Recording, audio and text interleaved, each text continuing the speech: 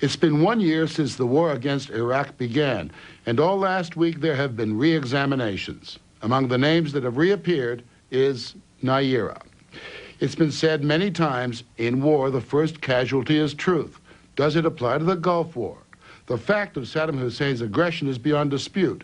But what about the campaign to commit American troops to liberate Kuwait? To get Americans, perhaps any people, to support a war in a place millions barely heard of, certain buttons must be pressed.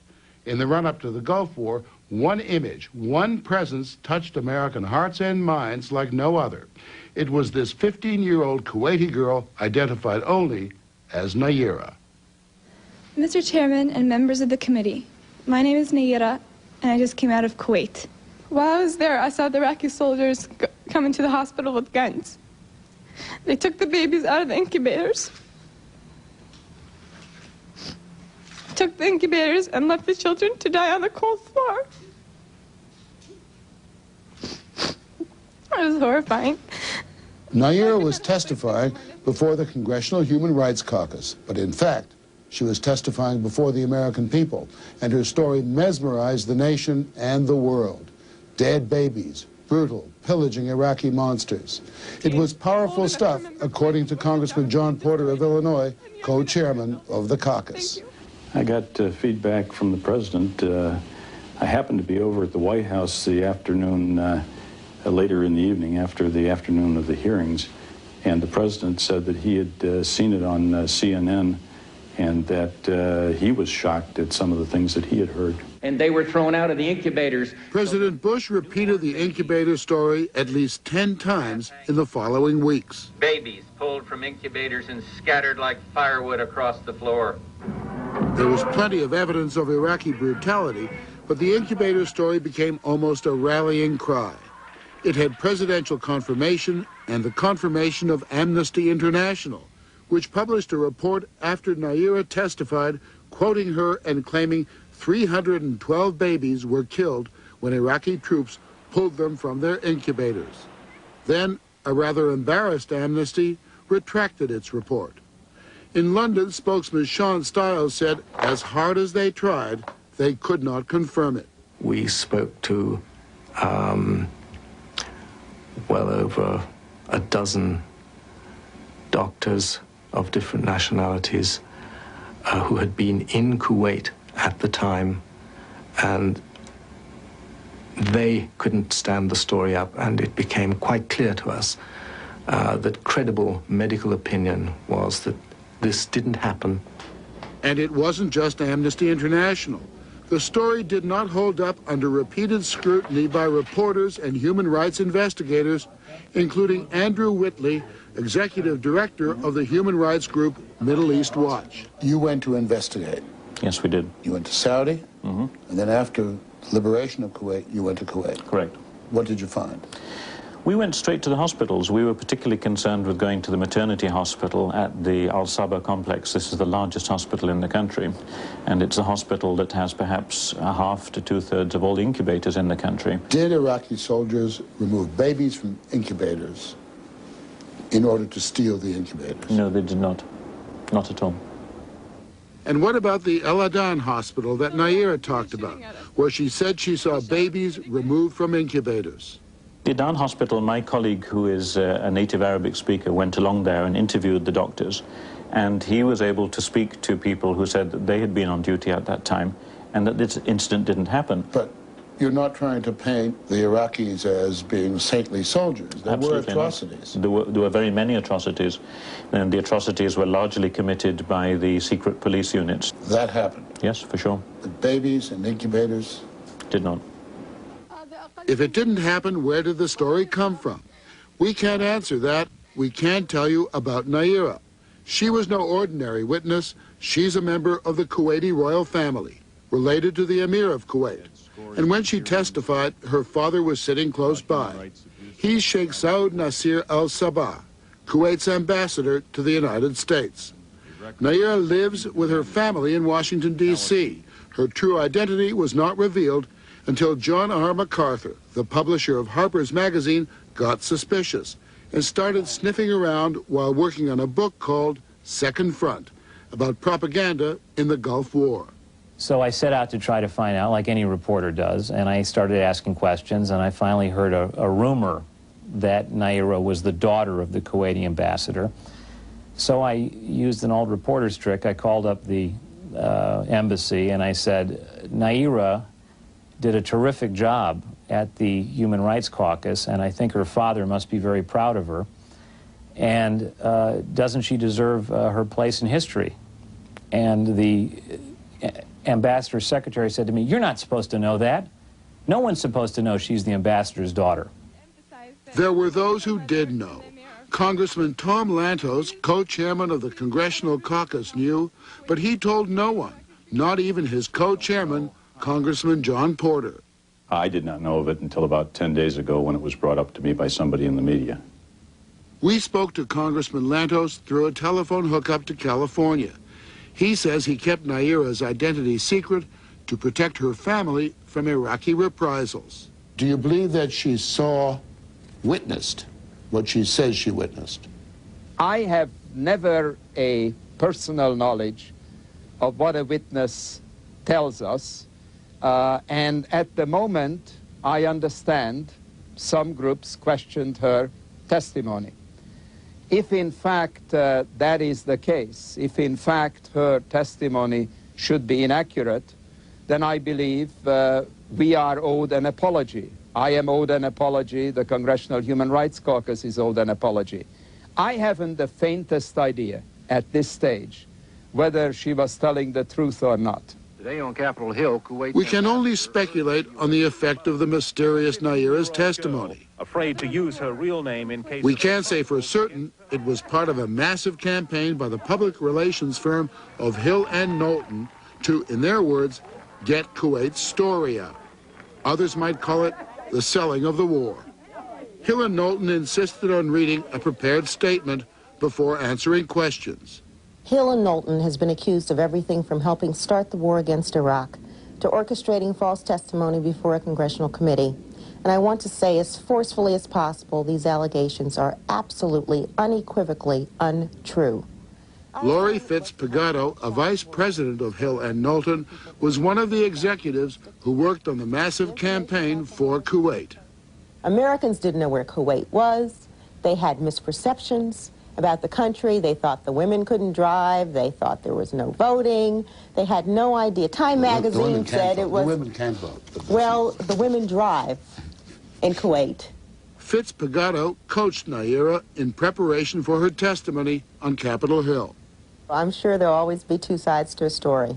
I believe Naira. I have no reason not to believe her. The veracity of her story was indelibly marked on my mind when I saw her and when I talked to her. I think the girl came voluntarily and spoke and told them what she actually saw with her own eyes. That's Naira's father, Kuwait's ambassador to the United States. He didn't respond to our request for an interview with him or his daughter, but he did talk to the Canadian broadcast Fifth Estate.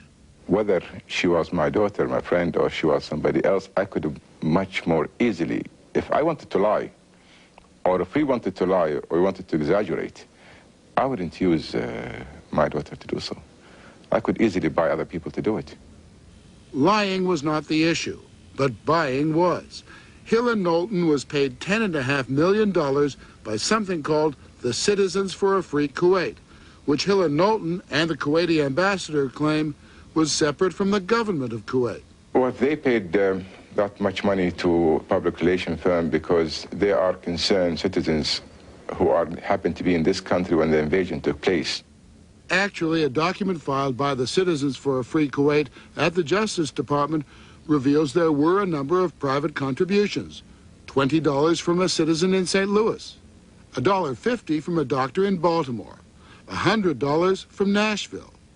And then at the bottom of the list, a rather large donation, $11,852,329 from the state of Kuwait. How can you say you're not working for the government of Kuwait? Our client was Citizens for a Free Kuwait. Our checks came from Citizens for a Free Kuwait. Well, that's just I have no information about the source of their funding.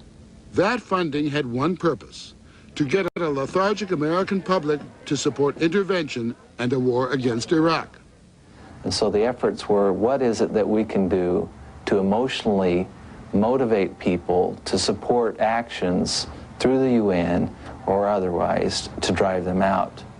Dee Alsop works for a company called the Worthland Group, which was hired by Hill and Knowlton to see how well the campaign was doing. He told the CBC that he selected response groups to measure the impact on Americans of the players in the Gulf crisis. He does the same thing for Pepsi-Cola. We give them each a little device. It's about the size of their hand in which they can say whether or not they're reacting favorably or unfavorably to what's being said. And across the screen is a line that goes up and down depending on whether Americans are agreeing with what the president's saying or disagreeing. And we use that to identify the messages that really resonate emotionally with the American people. So we would get like the Kuwaiti ambassador and things that he would say, and we would be able to go back to him the next day and say, out of your 30 things that you said in a half-hour speech, here are the 3 things that work really well, that really hit a responsive chord in the American public. Armed with those electronic cords, Hill and Knowlton went into, in quotes, the news business, feeding daily video handouts they called video news releases to networks and local stations, the most resonant of which was Naira. I could not help but think of my nephew, who, if born premature, might have died that day as well. Committee co-chairman Porter now feels her story had no particular effect. I think her testimony, while it was very emotional, was in the nature of the entire day's hearing, was very, very small portion of what was said. It might have lasted 5 or 10 minutes at the most out of a 4-hour hearing. There were many, many witnesses who testified to atrocities equally as bad. Ransacked their houses and tortured neighbors and friends. John MacArthur thinks that, true or not, Naira's story made an enormous difference.